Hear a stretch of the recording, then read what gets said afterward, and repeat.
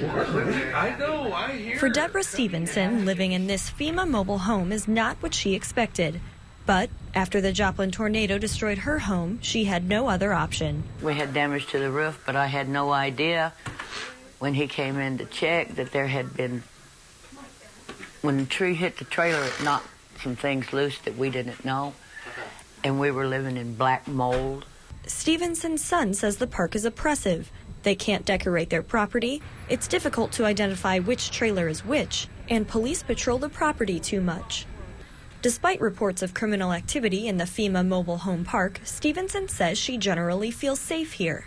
Anytime you put this many people together, there's bound to be arguments between neighbors. But some parents in the area disagree. FEMA residents who refuse to go on camera claim the area isn't safe for their children.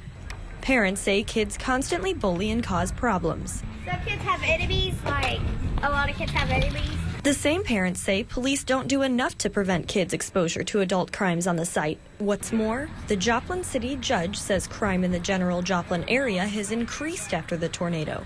We saw an increase in domestic abuse situations arising from the FEMA trailers, and then also saw some degree of drug activity also in the FEMA trailers. I don't know if it's related to the nature of the trailers being there, or given the nature of the demographic of a lot of the folks that had to go to the FEMA trailers.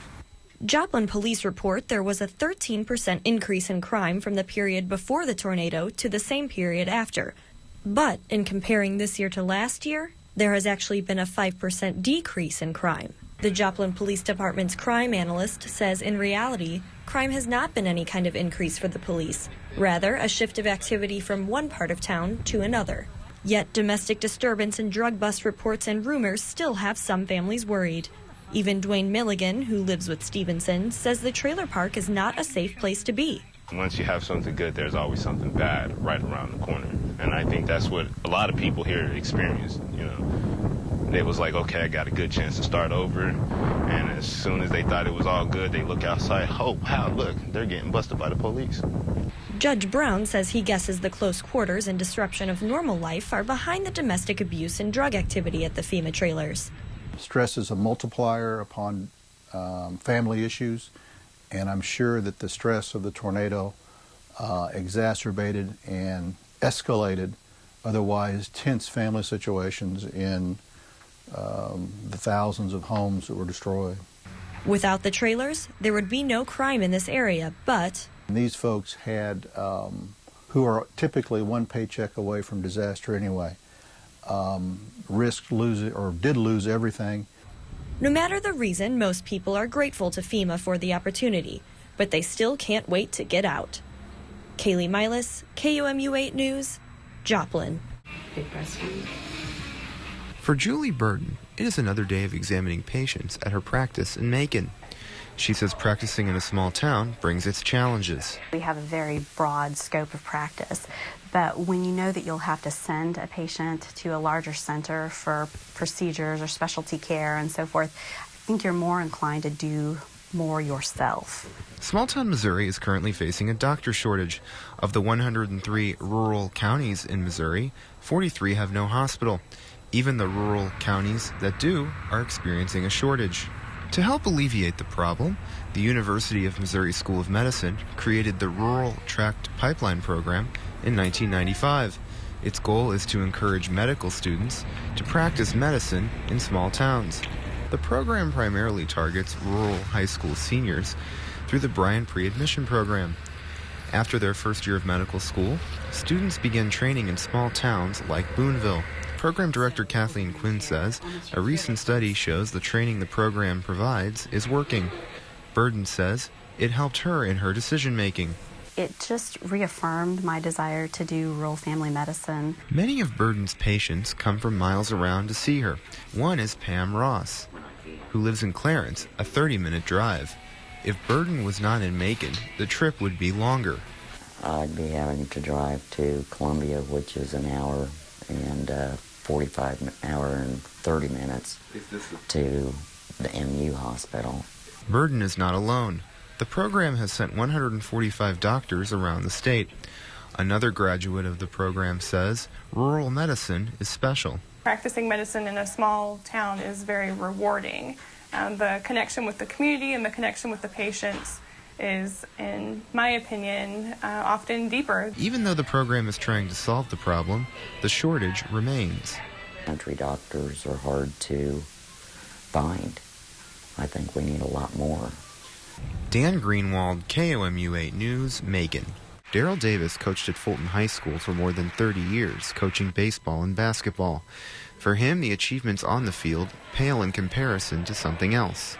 We had a lot of people here today that were ex-student athletes that I have coached, and to see how they've turned out and be productive citizens, that's the greatest reward as a teacher or coach. One of his athletes, Michael Kim, is known for his work at ESPN. He attended Fulton High from 1978 to 1982, where he played football, baseball, and basketball. But his connection to Davis helped him in a different way. The first time I ever watched ESPN was at his house, and I was so fascinated by that, and I can still remember that was an experience that kind of, who knows, launched my career.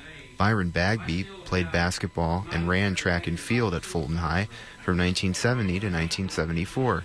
He later spent 3 decades in the military, eventually reaching the rank of Major General. He says his time as a Fulton High School athlete taught him a valuable career lesson.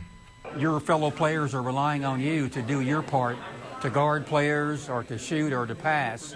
So the lesson of teamwork is something that I have carried with me throughout my entire military career. It is not just the high school, but a feeling about the town all the inductees share. This town is just a special town, and mid-Missouri is a special area, and I'm very thankful that I grew up here. Dan Greenwald, KOMU 8 Sports, Fulton. For 9-year-old Ralph Waltz, it is great to get coaching from someone other than his dad. They usually do more fun activities. Waltz was one of many kids to participate in the 6th annual CASA Baseball and Softball Clinic. CASA, or Court-Appointed Special Advocates, provides services to kids who have been abused or neglected. Every year, they team up with the Mizzou softball and baseball squads to show kids how to hit, run, slide, field, and throw. The clinic is open to all kids. It gives them a chance to receive instruction from a different perspective. I think a lot of parents are kind of hard on their kids. I know my dad was whenever I was younger. He's so much better now, but I think they just want their kids to succeed, and having kind of an outside opinion on things and being able to teach them and stay calm, I think, is a perfect way for them to be able to learn and have fun. Even Waltz's father agrees. It's always the case that the kids will listen to somebody else rather than mom and dad or the coach, someone that they're not so close to. If they tell them the same thing, then that's when they'll pay attention. Since everyone agrees on that point, I thought I would show the kids how it's done.